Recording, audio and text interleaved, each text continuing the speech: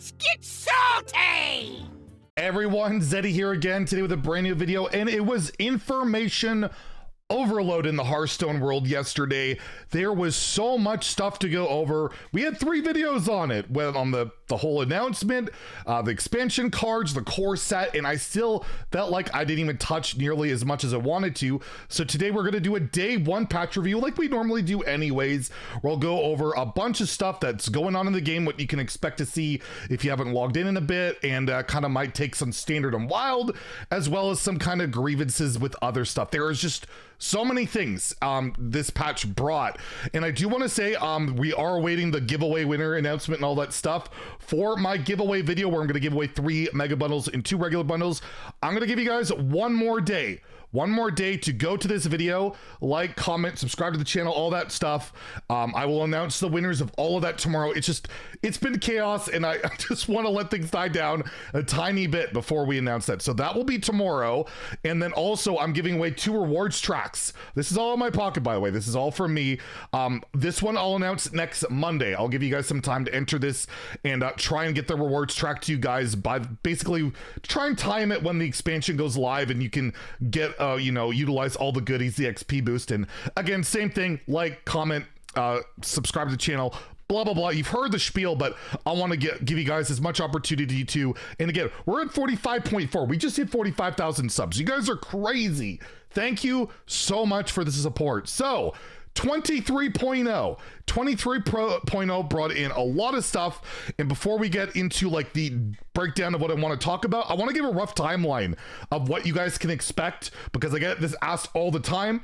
So when does the expansion go live, Zeddy? On April 12th, next Tuesday. The expansion and the new core set all go live next Tuesday. Those are not quite active in the game. Is active in the game here is Wilder Gets Wilder. All the reverted cards, all these cards that were nerfed are now currently unnerfed, and we'll talk about the repercussions of that and my actual honest real huge worries about Wild. But yes, these are all currently active in the game. If you want to play with these cards in standard unnerfed, now is your chance for that. That is currently live. And you might wonder, when can I open my packs early? Normally I can open up packs early.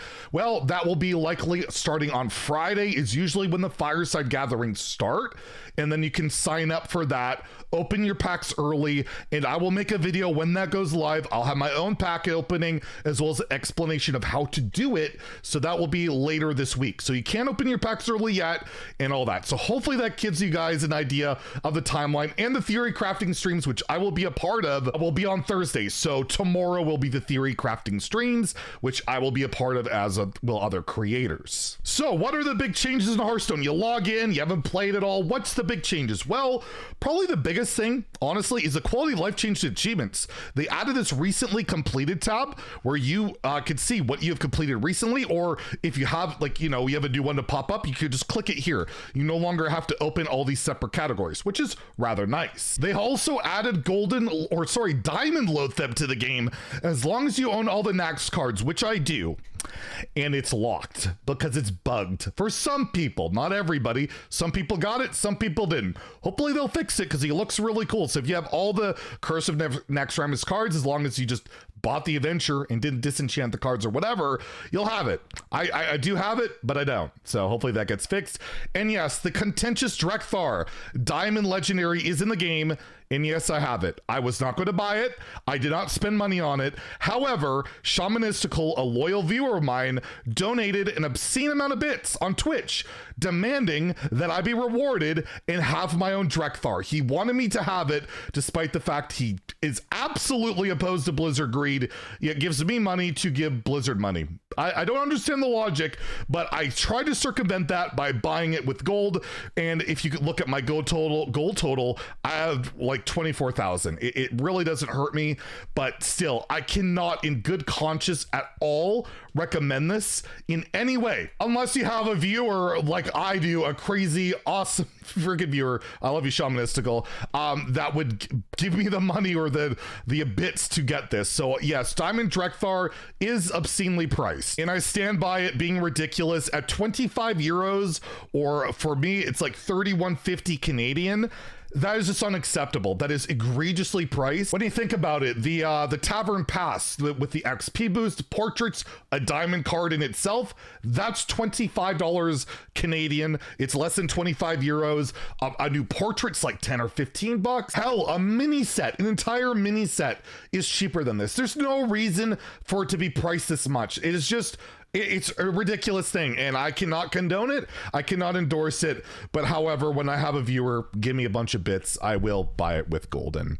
I feel disgusting about it. Another minor change in the shop, by the way, are Battlegrounds finishers are now strikes. So you can no longer burst your finisher all of your opponent's face. I don't know why they would want to change that. One of the coolest updates is actually in Duels. This is live right now. I streamed a little bit of it early to test my my back, which is getting better. It's getting better. It's still not great, but it's getting better. But they added the new Duels update, which is awesome because it has new heroes. First off, you can pick between 5 heroes now instead of 4, so you're more likely to get a hero you want, as well as Bran, Reno, Finley, and Elise are all added, which are really fun. There's so much experimentation to try out with them, but more importantly, I think this is really cool.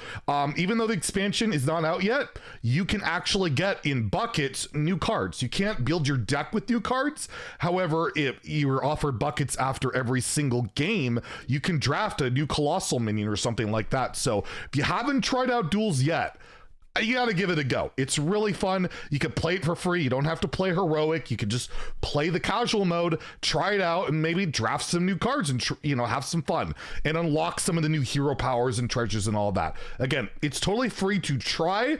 Obviously, it's not free to play with all the wild cards in your starting deck, but I think if there's any time to try out Duels, it's now, and the dev team has just been super committed to making the mode better, and I think they've done a great job. I have to warn you, though. I have to warn you, before I rant about Wild, about Kael'thas Sunstrider and all that, I'm sure you're waiting for that, there has been another buff that went under the radar. Wasn't even in the patch notes, and we thought it was just a joke in the April Fool's thing, but no. It turns out it's real, and I don't know how Hearthstone will ever recover. That's right. As we're scrolling through and preparing yourself for this chaos, Worgen Greaser has actually been buffed from a 6-3 to a 6-4.